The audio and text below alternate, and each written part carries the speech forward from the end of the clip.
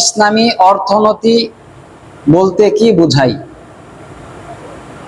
এ সম্পর্কে আলোচনাটা খুবই জটিল এবং কঠিন।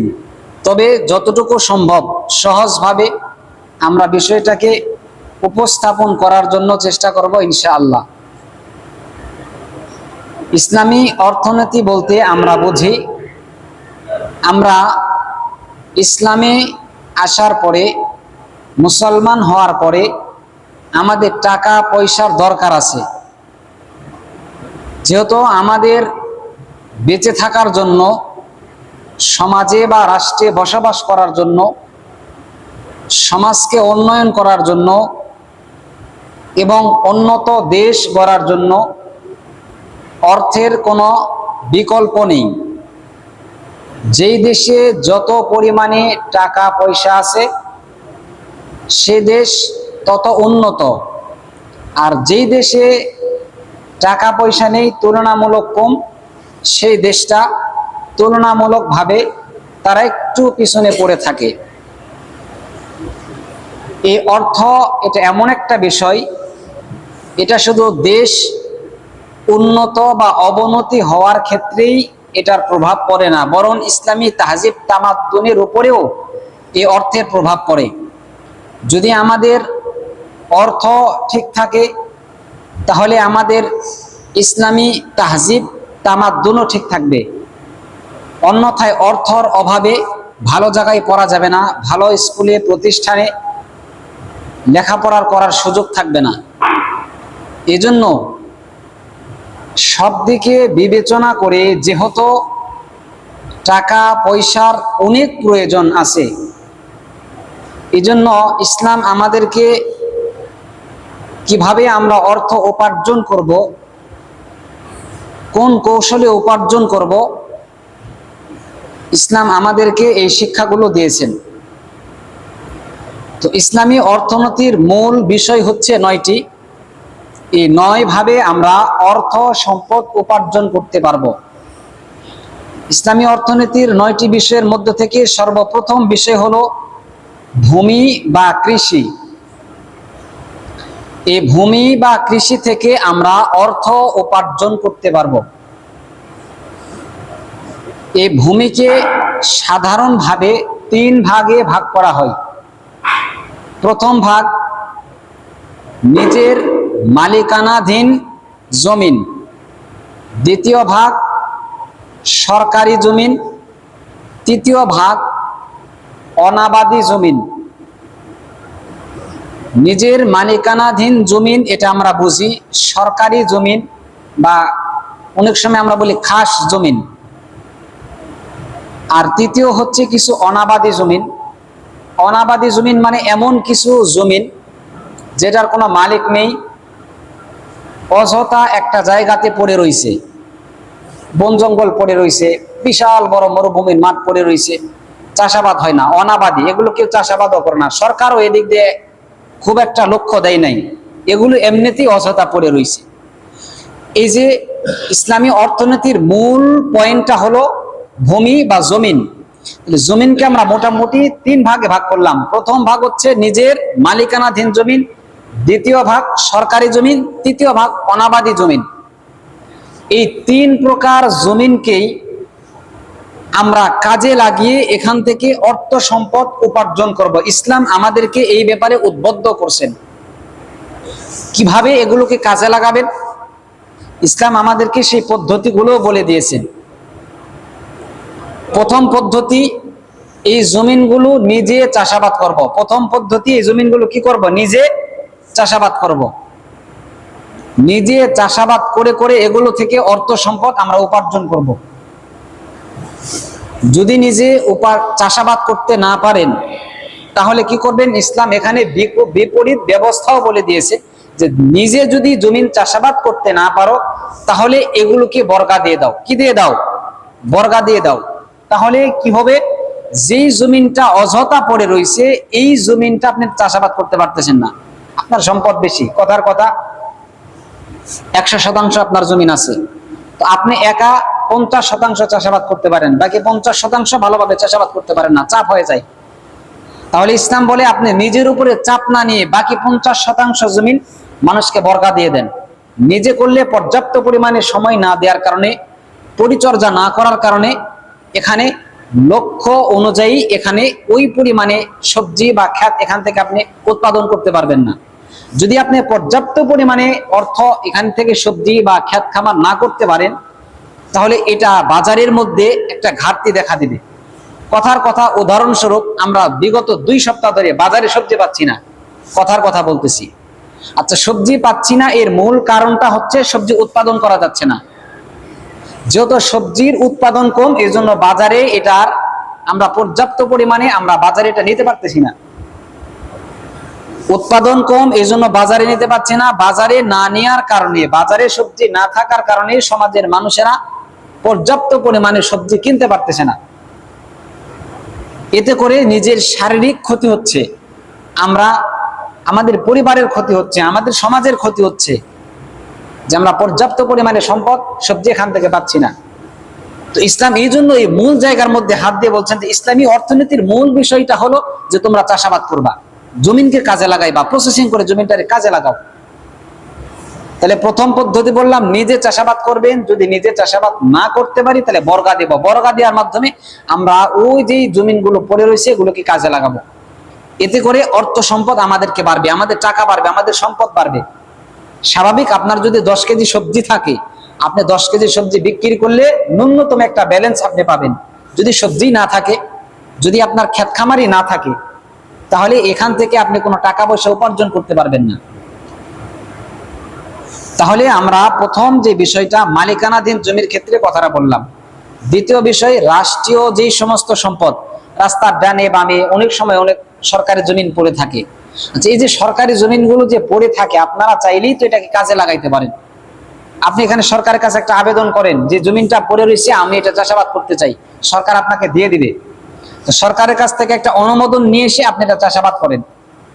এই পড়ে থাকা জমিনটারে যদি কাজে লাগান, তাহলে এখান থেকে অল্প পরিমাণেও, যদি কথার কথা 20টা যদি কলা গাছ লাগান, তাহলে 20টা কলা গাছে যদি 20টা কলার কাঠ ধরে, তাহলে 20টা কলার কাঠ ধরলে যদি আপনি ম্যাক্সিমাম 200 করেও বিক্রি করেন, তাহলে অনেক টাকা।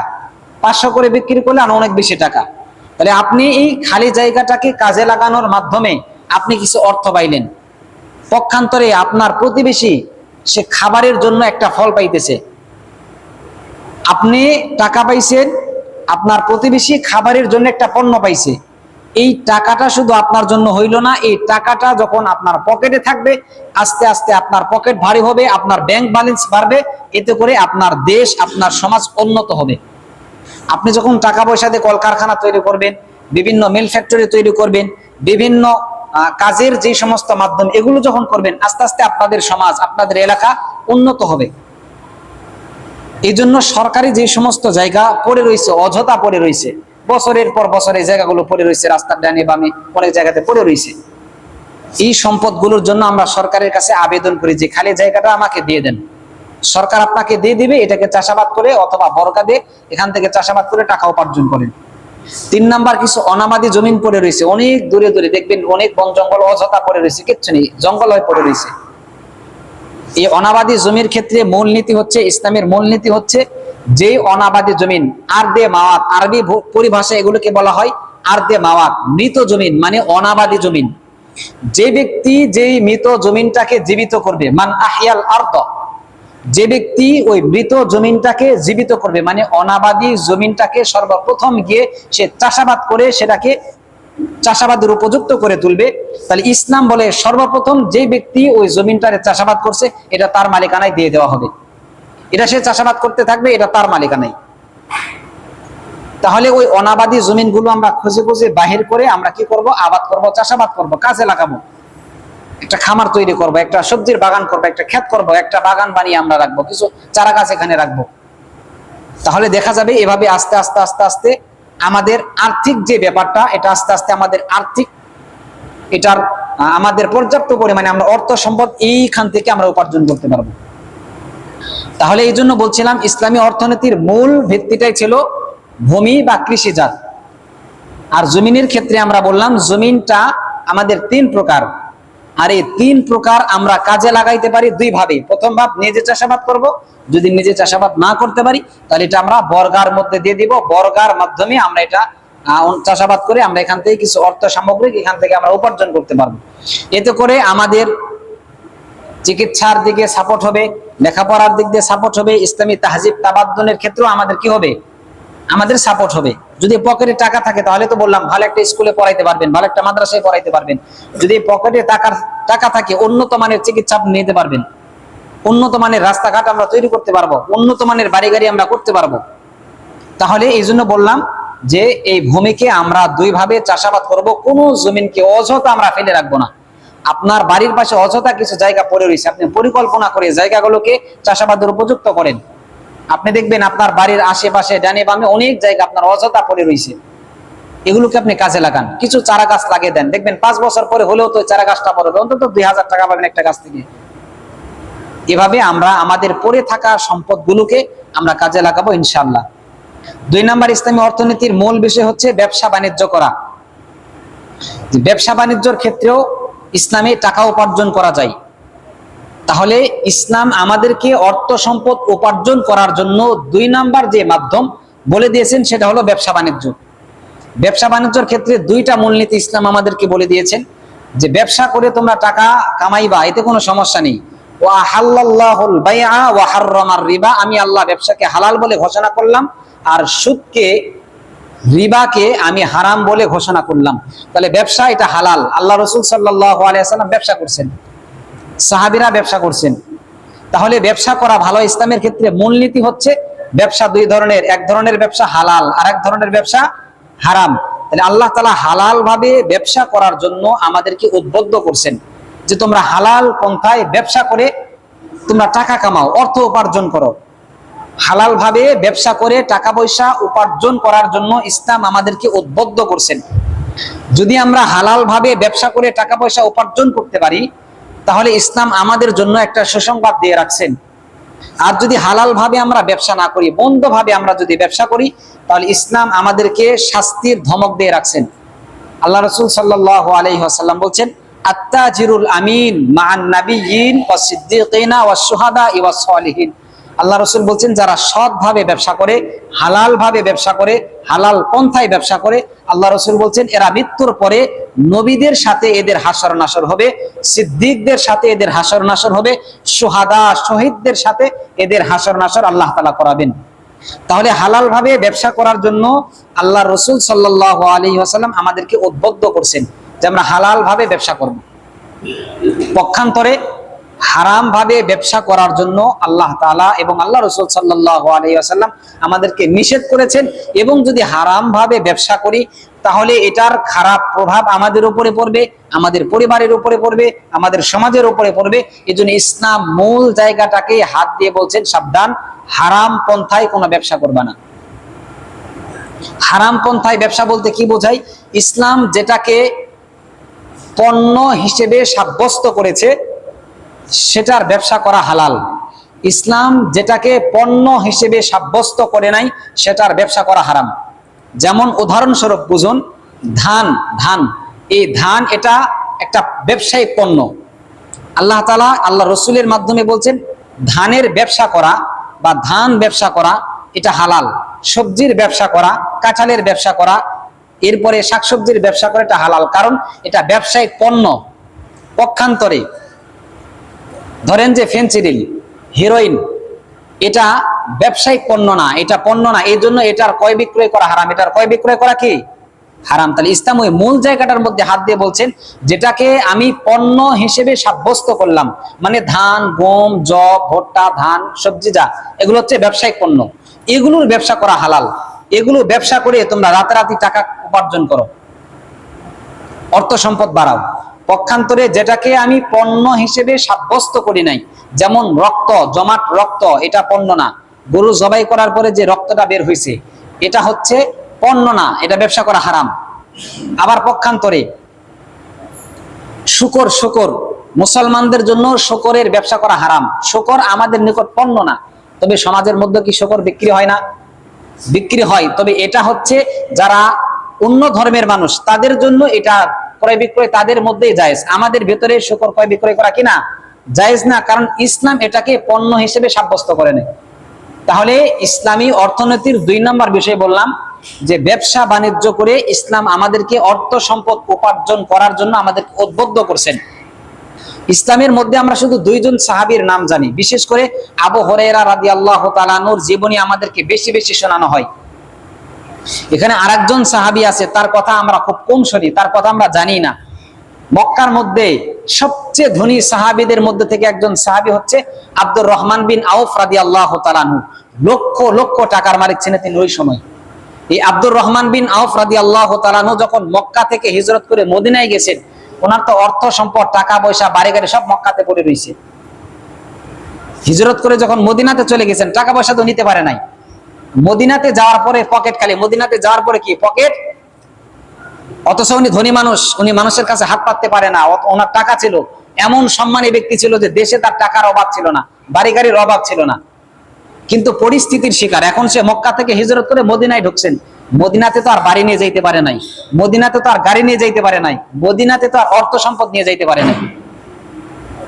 মদিনার মানুষেরা বলছে, আমার একটা বাড়ি তোমারে দিয়ে দিতেছি, আমার একটা গাড়ি তোমারে দিয়ে দিতেছি, আমার কিছু টাকা পয়সা তোমারে দিয়ে দিতেছি, তুমি এগুলো নিয়ে তুমি সমাজে বসবাস করতে থাকো। আব্দুর রহমান বিন আউফ রাদিয়াল্লাহু তাআলা আনহু বলছে, আমাকে টাকা দেওয়া লাগবে না, আমাকে বাড়ি দেওয়া লাগবে না, আমাকে জায়গা দেওয়া লাগবে না, বরং আমাকে দেখিয়ে দাও ইলা আইনা সুকল মাদিনা, মদিনার বাজারটা কোন দিকে, আমারে বাজারটা শুধু চিনায় দাও, তোমাদের টাকা পয়সা দিতে হইব না। কিভাবে ব্যবসা করতে হয় সেই টেকনিক আমার জানা আছে, আমার টাকা পয়সার দরকার নেই, শুধু বাজারটা চিনায় দাও। আব্দুর রহমান বিন আউফ রাদিয়াল্লাহু তাআলা আনহু মদিনার বাজারে গেছেন, যাওয়ার পরে দেখতেছেন বাজারের মধ্যে একটা ঘোরান দিয়েছেন। কি করছেন? একটা ঘোরানি দিয়েছেন। দেওয়ার পর দেখছেন যে বাজারের মধ্যে সবচেয়ে চাহিদা কোন জিনিসের বেশি, কিন্তু এটার মানে মানুষ এটাকে দিতে পারতেছে না। চাহিদা বেশি কিন্তু এটার উৎপাদন নেই। তো উনি পুরো বাজারের মধ্যে ঘুরে ঘুরে দেখে যে স্বর্ণের চাহিদা খুব বেশি, কিন্তু বাজারের মধ্যে স্বর্ণের কোনো মানে যোগান দেবে এরকম কোনো ভালো কোনো পজিশন নাই। অল্প কয়েকটা স্বর্ণকারের দোকান, তবে এখানেও তাদের কাছে পর্যাপ্ত পরিমাণে স্বর্ণ নেই। আব্দুর রহমান বিন আউফ রাদিয়াল্লাহু তাআলা চিন্তা করলেন, তার এই ব্যবসায় আমাকে করা দরকার, কারণ স্বর্ণের চাহিদা প্রচুর পরিমাণে, অনেক মানুষ আছে তারা স্বর্ণ কিনতে চাচ্ছে, কিন্তু পর্যাপ্ত পরিমাণে স্বর্ণ না থাকার কারণে তারা দিতে পারতেছে না। আব্দুর রহমান বিন আউফ রাদিয়াল্লাহু তাআলা উনি তো অনেক চালাক মানুষ, উনি মদিনার বাজার থেকে ঘুরে ঘুরে দেখছেন যে স্বর্ণের প্রয়োজন। উনি বন জঙ্গলে চলে গেছেন, যাওয়ার পরে একটা ঘাস আছে, ঘাস ওই ঘাসটাকে প্রসেসিং করে ওই ঘাসটা দিয়ে স্বর্ণ বানানো যাইতো। আল্লাহ রাসূল সাল্লাল্লাহু আলাইহি ওয়াসাল্লাম বলছেন, এখানে যত জঙ্গল আছে, যত ঘাস আছে সবগুলো কেটে সারখার করে দাও, তবে একটা ঘাস কাটবা না, ইল্লাল ইসখির নামক ঘাস তোমরা কাটবা না, কারণ এটা অনেক দামি একটা জিনিস, এটা অনেক মূল্যবান একটা জিনিস, এটা কাজে লাগানো যায়। তো আব্দুর রহমান আউফ রাদিয়াল্লাহু তাআলা ওই ইসখির ঘাসটাকে খুঁজে বাহির করে নিয়ে এসে ওই সময় যেভাবে প্রসেসিং করার দরকার ছিল ওইভাবে প্রসেসিং করে সেটারে স্বর্ণ বানাইছে। বানানোর পরে এক রাত্রে কোটি কোটি টাকার মালিক, এক রাত্রে কোটি কোটি টাকার। বিনা পুঁজির ব্যবসা বোঝেন নাই, ঘাস কি তার কিনা লাগছে নাকি? ঘাসটা আগে থেকেই চিনতো, কাজ আগে থেকেই জানতো, শুধু খুঁজে কষ্ট করে বাইর করছে ঘাসটা কোথায় পাবো। ঘাসটা খুঁজে বাইর করে নিয়ে আসে, এক রাতে প্রসেসিং করে এখন রাতারাতি ভরি ভরি স্বর্ণ বাজারের মধ্যে সেল করতেছে। এক রাতের মধ্যে লক্ষ লক্ষ টাকা কামাই করছেন। এতগুলো টাকা নিয়ে যায়, পরের দিন মদিনার মানুষদেরকে বলছে, কার কি লাগবে আসো আমার কাছ থেকে নিয়ে যাও, কার কি লাগবে আমার কাছ থেকে নিয়ে যাও। তাহলে বোঝা গেল আল্লাহ তাআলা ইসলামী অর্থনীতির আমাদের 2 নম্বর পয়েন্ট ছিল ব্যবসা বাণিজ্য করা। আর ব্যবসা বাণিজ্যের ক্ষেত্রে মূল পয়েন্ট 2টা বললাম, হালাল পন্থায় ব্যবসা করবেন, হারাম পন্থায় ব্যবসা করা যাবে না। হালাল পন্থায় ব্যবসা করার যত মাধ্যম আছে আল্লাহ তাআলা সবগুলোকে জায়েজ বলে ঘোষণা করছেন। অন্যথায় আব্দুর রহমান বিন আউফ রাদিয়াল্লাহু তাআলা উনি মদিনার বাজারে গিয়ে ঘুরে ঘুরে এই দৃশ্য দেখতো না। তাহলে বোঝা গেল ব্যবসা করার জন্য আল্লাহ রাসূল আমাদেরকে উদ্বুদ্ধ করছেন। এজন্য আমরা হালাল পদ্ধতিতে আমরা ব্যবসা করবো। রাজি আছেন ইনশাআল্লাহ? এতে করে আমাদের টাকা পয়সা বাড়বে, আমাদের টাকা পয়সা বাড়লে আমাদের পরিবার ভালো থাকবে, আমাদের সমাজ ভালো থাকবে, আমাদের দেশ উন্নত হবে, আমাদের শিক্ষা দীক্ষার ক্ষেত্রে আমরা উন্নত মানের আমরা হতে পারবো। সারা বিশ্বের মধ্যে মনে হয় অক্সফোর্ড বিশ্ববিদ্যালয় সবচেয়ে নামকরা। সারা বিশ্বের মধ্যে হাতে গোনা মনে হয় 2-3টা দেশের মধ্যে অক্সফোর্ড বিশ্ববিদ্যালয় আছে। তো এই অক্সফোর্ড বিশ্ববিদ্যালয়ে লেখাপড়া করার জন্য অনেক টাকা পয়সা লাগে। হ্যাঁ, মেধা ভালো লাগে, এটা তো অবশ্যই, ভালো যোগ্যতা লাগে, এটা তো অবশ্যই, তবে পাশাপাশি অর্থটাও কিন্তু দেখতে হয়। বাংলাদেশের মধ্যে নামি দামি প্রতিষ্ঠান আছে না? কথার কথা, আমি আজ থেকে আরো 4 বছর আগে একটা প্রতিষ্ঠানে ভর্তি হওয়ার জন্য গেছিলাম। ওই প্রতিষ্ঠানে উত্তরাতে, ওই প্রতিষ্ঠানের মাসিক খরচ 12,000 টাকা। প্রত্যেক মাসে কত টাকা দিতে হয়? মানে আমার দেখা, আমার ভর্তি হওয়ার মতে, আমি ওখানে ভর্তি হয়েছিলাম, 1 বছর ছিলাম, প্রত্যেক মাসে 12,000 টাকা দিতে হয়। যদি আমার পকেটে টাকা না থাকতো, আমি কি উন্নত মানের ওই মাদ্রাসায় ভর্তি হতে পারতাম? উন্নত মানের স্কুলে এখন এরকম অনেক, উত্তরাতে অনেক স্কুলে আমি দেখছি, এখানে ভর্তি হতে অনেক টাকা লাগে, মাসে অনেক তাদেরকে বেতন দিতে হয়। তো যদি টাকা না থাকে, তাহলে আপনার বাচ্চাকে আপনি ভালো শিক্ষা দিতে পারবেন না। এই জন্য ইসলাম মূল এই জায়গাতে বলে দিয়েছে যে ইসলামী অর্থনীতির 2 নম্বর বিষয় যে ব্যবসা বাণিজ্যের মধ্যে তোমরা টাকা পয়সা উপার্জন করবা। টাকা পয়সা উপার্জন করতে কোনো সমস্যা নেই, হালাল পন্থায় টাকা পয়সা উপার্জন করবেন। যদি হালাল পন্থায় টাকা পয়সা উপার্জন করেন, আচ্ছা ইসলামের একটা বিধান আছে, জাকাতের একটা বিধান আছে না? জাকাতের একটা বিধান আছে। যদি আপনার উপরে জাকাত ফরজ না হয়, জাকাত দিবেন কিভাবে? যদি আমাদের উপরে জাকাত ফরজ না হয়, তাহলে সমাজের মধ্যে অনেক গরিব মানুষ আছে না? তাহলে তাদেরকে আমাদের সহযোগিতা করার প্রয়োজন আছে না? যদি টাকা পয়সা না থাকে, তাহলে আমরা সহযোগিতা করব কিভাবে? সহযোগিতা করতে গেলে তো টাকার প্রয়োজন। এজন্য আমরা হালাল ভাবে ব্যবসা বাণিজ্য করে আমরা টাকা পয়সা উপার্জন করবো ইনশাআল্লাহ। ইসলামী অর্থনীতির 3 নম্বর বিষয় শিল্প ব্যবস্থা। শিল্প 2 প্রকার। সাধারণত শিল্প কয় প্রকার? 2 প্রকার। একটা হলো কুটির শিল্প, আর একটা হলো যন্ত্র শিল্প। কুটির শিল্প, এটার সাথে আমরা অনেকেই পরিচিত আছি। বিশেষ করে কিছুদিন আগে কালিয়াকুড়ে বাণিজ্য মেলা হয়েছে না? এখানে একটা শিল্পী সম্ভবত আসছিল, উনি বলছিল আমাদের কুটির শিল্পী গোষ্ঠী এখানে উপস্থিত থাকবে। ওনার নাম আমার মনে নেই। তো কুটির শিল্প, কুটির সম্পর্কে আমাদের মোটামুটি নলেজ আছে, বা আমরা অনেক সময় ছোটবেলায় বই পুস্তকের মধ্যে কুটির শব্দটা আমরা পড়ছি। তো শিল্প 2 প্রকার, কুটির শিল্প, যন্ত্র শিল্প। কুটির শিল্প বলতে আমরা কি বুঝাই? কুটির শিল্প বলতে স্বাভাবিকভাবে সাধারণ নলেজে আমরা যেটা বুঝি সেটা হচ্ছে নিজের বাড়িতে নিজের পরিবারের লোক নিয়ে কোন রকম যন্ত্র ব্যবহার করা ছাড়া যে পণ্যগুলো তৈরি করা যায়, এটাকে বলা হয় কুটির শিল্প।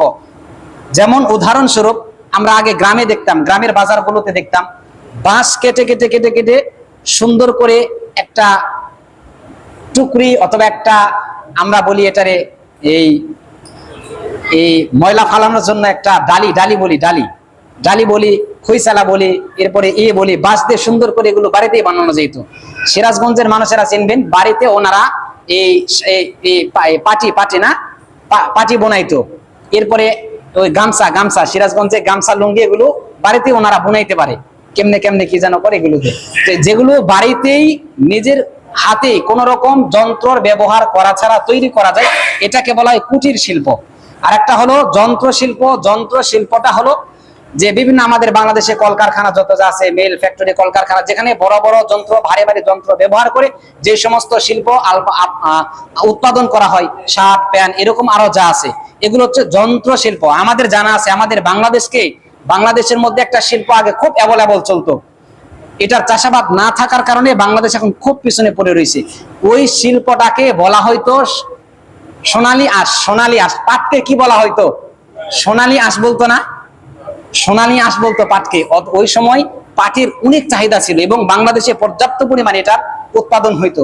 কিন্তু এখন উৎপাদন না হওয়ার কারণে এটার চাহিদা কম, এটার আমাদের বাংলাদেশে চাহিদা কম, অন্য দেশে আমরা দিতে পারতেছি না, এই জন্য পাটকে সোনালী আঁশ বলা হইতো। তো আমরা চেষ্টা করব আমাদের ইসলামী অর্থনীতির 3 নম্বর যে সমস্ত বিষয়, সেটা হলো শিল্প।